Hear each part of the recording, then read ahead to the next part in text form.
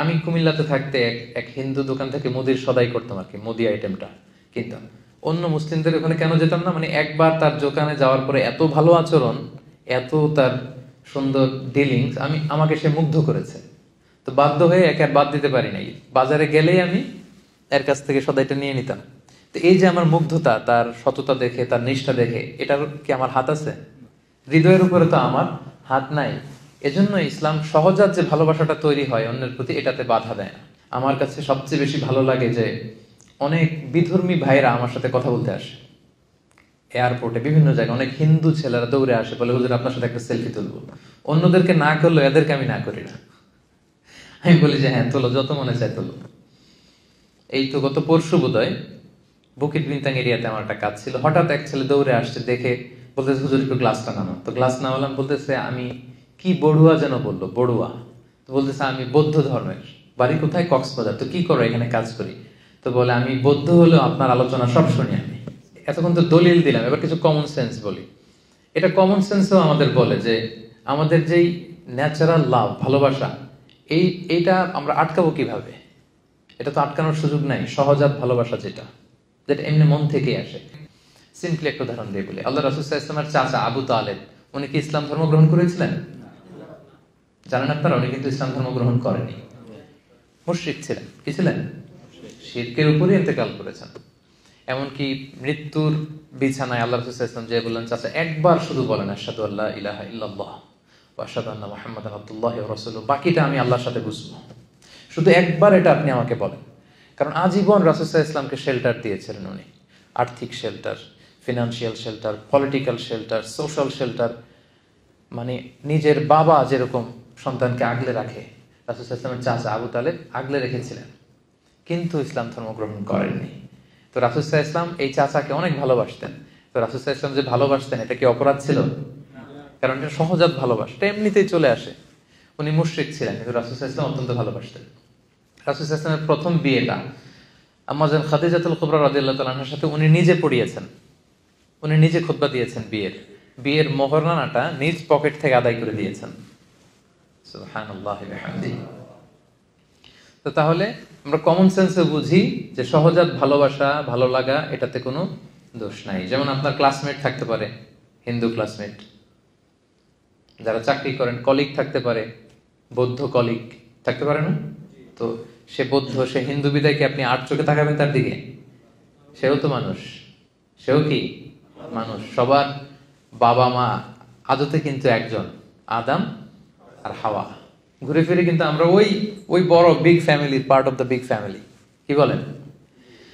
সেই জন্য ইসলাম সহজাত ভালোবাসাকে নিষেধ করে না, যেটা এমনি একটা মুগ্ধতা কাজ করে, কারো সততা, কারো নিষ্ঠা দেখে তার প্রতি একটা ভালো লাগা, বন্ধুত্ব হতে পারে, বন্ধুত্বে কোনো সমস্যা নেই। এবার আমরা যে প্রসঙ্গটা বলবো সেটা হচ্ছে আমাদের অনেকের অমুসলিম প্রতিবেশী থাকে। অমুসলিম প্রতিবেশী যদি হয়, তাদের সাথে ডিলিংস কেমন হবে? অমুসলিম আত্মীয় থাকে, তাদের সাথে কেমন হবে? অমুসলিম আত্মীয় কিন্তু হয়, কিভাবে হয়? বাংলাদেশে অনেক এরকম ছেলে আমাদের হাতে শাহাদা পাঠ করে মুসলমান হয়েছে। ছিল হিন্দু, ছিল কি, এখন শাহাদা পাঠ করে মুসলমান, নামাজ পড়া শুরু করছে। এর বাবা আর মুসলমান হয় নাই, মাও মুসলমান হয় নাই। তাহলে বাবা মা রয়ে গেছে কি হিন্দু, আর ছেলে হয়ে গেছে কি মুসলিম। এই যে এই ছেলের আত্মীয়, বাবা মা হিন্দু, ভাই হিন্দু, সবাই হিন্দু, সে হয়েছে শুধু মুসলমান। এখন তার সাথে তার ফ্যামিলির সম্পর্কটা কেমন হবে? দেখি ইসলাম কি বলে। প্রথম আমি যদি প্রতিবেশীর কথা বলি, দেখেন রাসূল সাল্লাল্লাহু আলাইহি ওয়াসাল্লাম একটা ছোট্ট হাদিস শোনাবো, শুনলেই আপনি বুঝতে পারবেন। সহিহ মুসলিমের হাদিস, হাদিস নাম্বার 47। আল্লাহ রাসূল সাল্লাল্লাহু আলাইহি ওয়াসাল্লাম বলেন, মান কানা ইউমিনু বিল্লাহি ওয়াল ইয়াউমিল আখির ফালইউকরিম জারাহু। যে আল্লাহয় বিশ্বাস করে, আখিরাতে বিশ্বাস করে, সে যেন প্রতিবেশীকে সম্মান করে। কাকে সম্মান করে? প্রতিবেশীকে। নাকি বলছে মুসলিম প্রতিবেশীকে? ধার্মিক প্রতিবেশী, দাড়িওয়ালা প্রতিবেশী, নামাজি প্রতিবেশী, আল্লাহওয়ালা প্রতিবেশী না। ইন জেনারেল, your neighbor,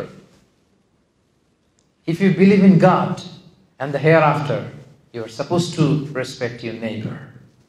আল্লাহ বিশ্বাস করেন, আখিরাতে বিশ্বাস করেন, তো আপনি আপনার প্রতিবেশীকে সম্মান করতে হবে। এখানে ধার্মিক মুসলিম প্রতিবেশী না, যে কেউ হতে পারে, প্রতিবেশী হলেই চলবে, তাকে কিন্তু আপনার রেসপেক্ট করতে হবে। শর্তটা কি দেখছেন? যে আল্লাহরে মানে আর আখিরাতে মানে। সেজন্য এটা করে। আর এটা না করলে বোঝা যাবে আল্লাহর মানাতেও ঝামেলা আছে, আখিরাত মানাতেও ঝামেলা আছে। ভয়ঙ্কর কিন্তু কন্ডিশনটা। এবার যদি দেখি আত্মীয়তার বন্ধনের ব্যাপারে একই টেক্সটে আল্লাহ রাসূল সাল্লাল্লাহু আলাইহি ওয়াসাল্লাম বললেন, সহিহ বুখারীর হাদিস নাম্বার 6138, মান কানা ইউমিনু বিল্লাহি ওয়াল ইয়াউমিল আখিরি ফালইয়াসিল রাহিমাহ। যে আল্লাহ বিশ্বাস করে আর আখিরাতে বিশ্বাস করে সে যেন আত্মীয়তার বন্ধনকে অটুট রাখে। নাকি বলছে সে তার মুসলিম আত্মীয় যারা আছে তাদের সাথে যেন বন্ধন অটুট রাখে, এরকম বলছে? হ্যাঁ, মুসলিম, নামাজি, ধার্মিক এগুলো আছে আত্মীয়। মা হিন্দু, বাবা হিন্দু, আমি হয়েছি মুসলিম, আমাদের আত্মীয়তার সম্পর্ক কাটা হয়ে গেছে নাকি? কথা বলেন না, কাটা হয়ে যায়নি। এটা কিভাবে সম্ভব? আমার বাবা, আমার মা, এই সম্পর্ক তো আজীবনের সম্পর্ক। হিন্দু হোক, বৌদ্ধ হোক, অন্য ধর্মের হোক, তারা কিন্তু আমার আত্মীয়। তাহলে দেখেন, এই যে প্রতিবেশী এবং আত্মীয়ের সাথে সুসম্পর্কের ব্যাপারে ধার্মিকতা, ইসলাম, এটা সেটা বলে পার্থক্য করা হয়নি। যেই প্রতিবেশী হোক সেই প্রতিবেশীর হক কিন্তু আপনাকে আদায় করতে হবে। প্রতিবেশীর হক কি, এটা বিস্তর আলোচনা, এটা নিয়ে এক লম্বা আলোচনা হতে পারে। রাসূল সাল্লাল্লাহু আলাইহি ওয়াসাল্লাম বলেছেন তার যেন কষ্ট না হয়, তাকে দেখতে যাবা, তাকে ভিজিট করতে যাবা, এমন ভাবে তোমার ঘর উঁচু করো না যে বাতাস আটকে যায়, সে আর বাতাস পায় না, এমন ভাবে গাছ লাগিও না সূর্যের আলো তার ওখানে যায় না, তুমি সব নিয়ে নিচ্ছ। মানে এত এত প্রতিবেশীর ব্যাপারে বলতেছিলেন, সাহাবারা ভাবতেছিলেন, আমরা ভাবতেছিলাম হয়তো কিছুদিন পরে এমন আয়াত আসবে বা বিধান আসবে যে প্রতিবেশীদেরকে উত্তরাধিকার বানিয়ে দেওয়া হবে। মানে সাহাবারা ভয় পাচ্ছিলেন নাকি রাসূল এখন বলে যে ছেলে মেয়েদেরকে যেমনি সম্পদ দেওয়া লাগে, বাড়ির দুই দিকে যারা থাকবে একেবারে সম্পদও দেওয়া লাগবে। এইটাই শুধু বাকি ছিল। সুবহানাল্লাহ বিহামদিহি। শান্তির কি পয়গাম নিয়ে এসেছে ইসলাম। দেখেন আপনি, ইসলামের প্রত্যেকটা বিধান এতটা মানবিক, এতটা সুন্দর। সে হচ্ছে হিন্দু ধর্মের, এ বৌদ্ধ ধর্মের, কিন্তু যেই ধর্মেরই হোক, ইসলাম বলে তার খোঁজখবর নাও। সে বিপদে বললে তাকে সাহায্য করো, সে অসুস্থ হলে ভিজিট করো, you should visit the sick. সে হিন্দু হোক, বৌদ্ধ হোক, যে ধর্মের হোক। রাসূল সাল্লাল্লাহু আলাইহি ওয়াসাল্লাম অনেক ইহুদির বাসায় যে অসুস্থ হলে তাদেরকে দেখে আসতেন। সুবহানাল্লাহ, কি নবী ছিলেন তিনি। তবে সম্মানিত সুধী, আমার প্রতিবেশী যে ধর্মের হোক, যে ধর্মের হোক, প্রতিবেশীর খোঁজ খবর আমাকে নিতে হবে। এখন থেকে পারবেন না আপনারা? আশেপাশে যারা থাকে যে ধর্মের হোক, একটু খোঁজ নেন। অসুস্থ হলে কিছু নিয়ে যান, সামান্য ফল নিয়ে যান, একটু খোঁজ খবর রাখার চেষ্টা করেন। এটা হচ্ছে ইসলামের শিক্ষা। তাহলে প্রতিবেশী গেল। এবার আমরা যদি আত্মীয়তার কথা বলি, যে প্রফেটের টাইমে এরকম হয়েছে যে বাবা মুশরিক, ছেলে হচ্ছে মুসলিম, এরকম অনেক হয়েছে। আবার সহিহ বুখারীর আরেকটা হাদিস আপনাদের শোনাবো, হাদিস নাম্বার 3183। আল্লাহ রাসূল সাল্লাল্লাহু আলাইহি ওয়াসাল্লামের স্ত্রী আম্মা জান আয়েশা রাদিয়াল্লাহু তাআলা আনহা, ওনার বড় বোন আসমা বিনতে আবি বকর। আসমা অনেক বড় ছিল, 12 বছর বড় ছিল আয়েশা রাদিয়াল্লাহু তাআলা আনহা থেকে। আসমার মা আবু বকর রাদিয়াল্লাহু তাআলা আনহুর স্ত্রী, ওনার নাম হচ্ছে কুতাইলা বিনতে আব্দুল উজ্জা। তিনি ছিলেন মুশরিকা। তিনি কি? আর মেয়ে আসমা হচ্ছে মুসলিমা। তো এখন মেয়েকে মিস করতেছেন, মেয়েকে দেখার জন্য উনি মক্কা থেকে মদিনায় আসেন। কিন্তু আসমা রাদিয়াল্লাহু তাআলা আনহা উনি মায়ের কাছে যায় না। ওনার ধারণা আমি হচ্ছি মুসলিমা আর উনি হচ্ছেন মুশরিকা। হ্যাঁ, মুশরিকরা হচ্ছে নাজিস, অপবিত্র, আমি আমার মায়ের কাছে যাব না। আর সে যেহেতু আমার ভিন্ন ধর্ম অবলম্বন করে, ভিন্ন ফেথ, তো তার সাথে আমার কোনো সম্পর্ক নেই। ওনার কাছে ব্যাপারটা ক্লিয়ার ছিল না। তো উনি মা এসে বসে আছে, অনেক গিফট নিয়ে আসছে, সেই মদিনা থেকে মক্কা আপনারা জানেন কত মাইল দূর। আর এখন তো আমরা গাড়িতে চলে যাই, তখন সে ওটে করে, ঘোড়ায় করে লম্বা কষ্টের সফর শেষে আসতে হতো। উনি এসেছেন, কিন্তু মেয়ে তো দরজা খোলে না, মেয়ে যায় না। অনেক দিন ধরে উনি মদিনায় অপেক্ষা করলেন, মেয়ের সাথে দেখা পায় না। পরে উনি কনফিউশন দূর করার জন্য আল্লাহ রাসূল সাল্লাল্লাহু আলাইহি ওয়াসাল্লামের কাছে গেলেন, যে বললেন, ইয়া রাসূলুল্লাহ, ইন্না উম্মি কদিমাত আলাইয়া, আমার মা তো মক্কা থেকে মদিনায় এসেছে আমার সাথে মিট করার জন্য। মুশরিকা, ইন্নাহা মুশরিকা ইয়া রাসূলুল্লাহ, আপনি তো জানেন যে আমার মা তো এখন ইসলাম ধর্ম গ্রহণ করেনি। আফা আসিলুহা ইয়া রাসূলুল্লাহ, আমি কি আমার মায়ের সাথে আত্মীয়তার বন্ধনকে বজায় রাখবো, নাকি এখন যে তাকে বর্জন করেছি, কথা বলা বন্ধ করেছি, এটাই ঠিক রাখবো?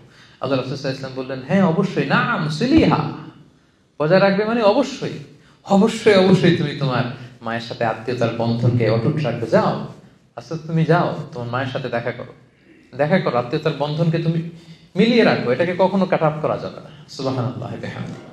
দেখেন, মা হচ্ছে মুশরিকা, মেয়ে হচ্ছে মুসলিমা, কিন্তু সম্পর্ক কি ছিন্ন করা যাবে? কথা বলেন। তাহলে বাংলাদেশে এরকম অ্যাভেলেবেল ঘটনা ঘটে, ছেলে মুসলমান হয়েছে, বাপ মা হিন্দু, সম্পর্ক কিন্তু কখনো নষ্ট করা যাবে না, যেহেতু আত্মীয়তার বন্ধন।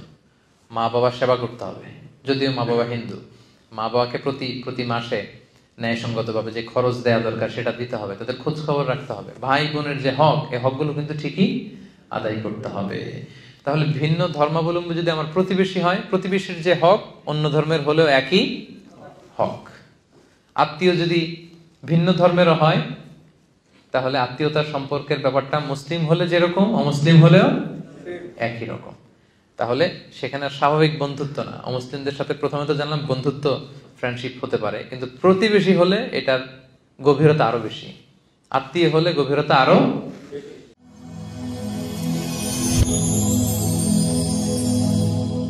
Rose TV 24. Enjoy by listening to the Holy Quran.